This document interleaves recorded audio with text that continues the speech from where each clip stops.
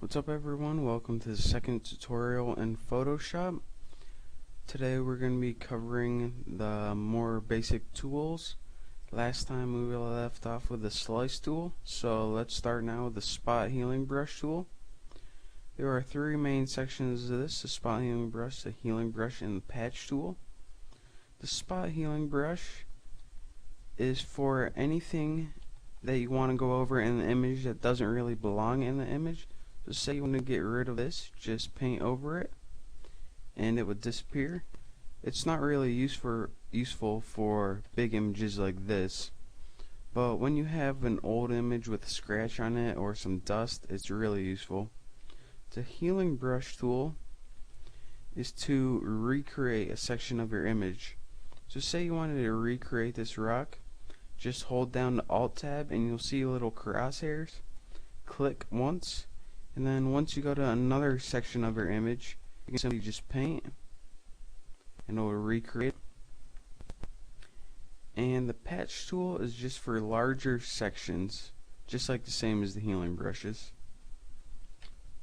And the red eye tool is just like it says, you paint over it to fix red eyes in photographs.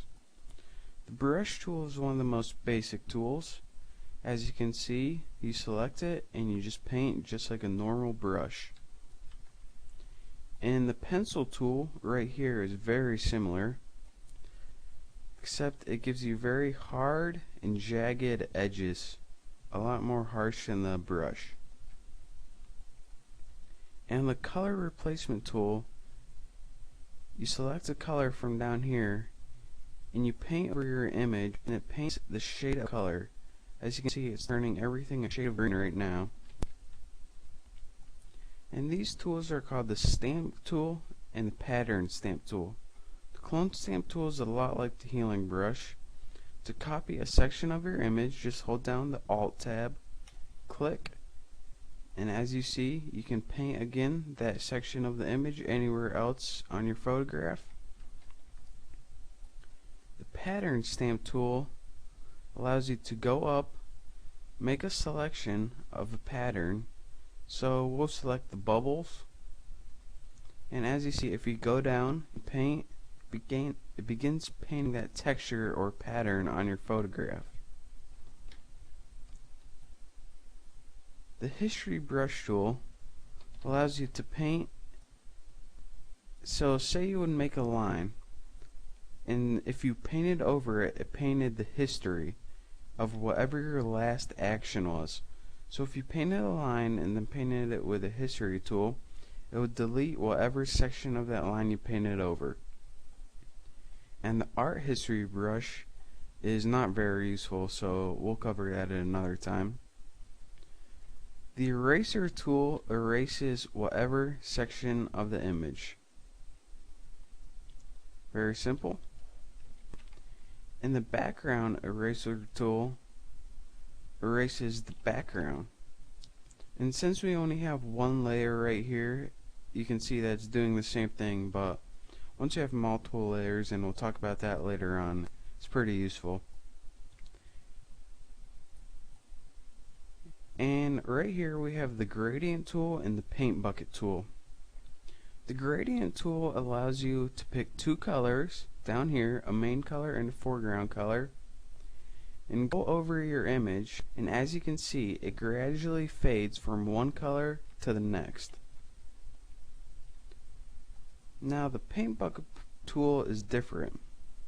Say we have an entirely new layer, which we'll talk about later, and paint this. It allows you to paint solid colors, and this color is the color of your main color right here. And these tools are called the blur tool, the sharpen tool, and the smudge tool. The blur tool, whatever you paint over, it blurs the section of your image. The sharpen tool sharpens the section, and the smudge tool I'll show you right now. Let's get rid of this layer we just made.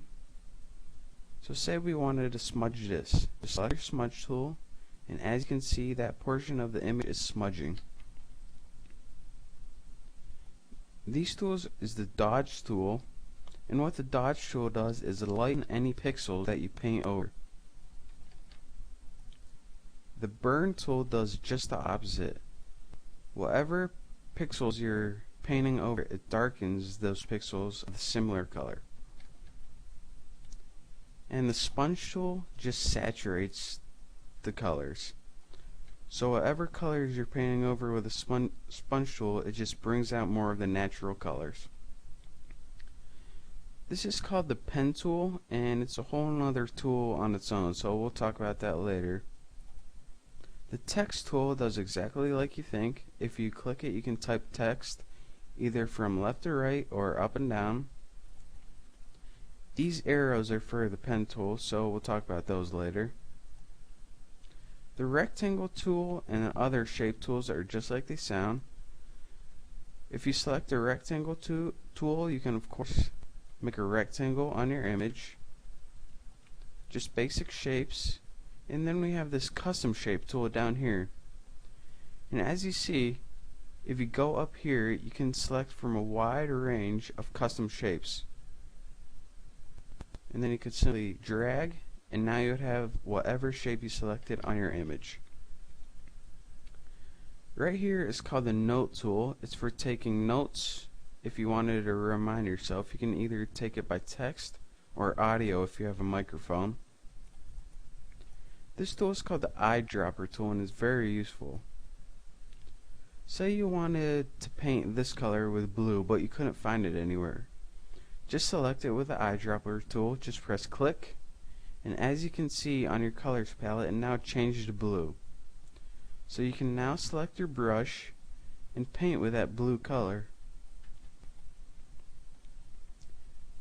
And this hand tool we'll talk about later. The zoom tool is one of the most useful tools we have. To zoom out, you click this tool up here, and to zoom in, you click the plus tool. To say we wanted to zoom in, just click zoom in, and now we could zoom in. You could also hold down Control on your keyboard, press minus to zoom out, or plus to zoom in. And clicking this right here will take you to the default colors, black and white. And if you want to toggle in between them, you can click this. And to select the main color, just double click this box right here, and now you can select from a range of colors, and then press OK to verify it. And this mask tool we'll talk about later on, and this tool right here is just for changing how you want to view. So say if you want to view a standard, or I'll be working with maximize screen mode. And that's all the time we have for right now, but in the next section we're going to be talking about the menu bars.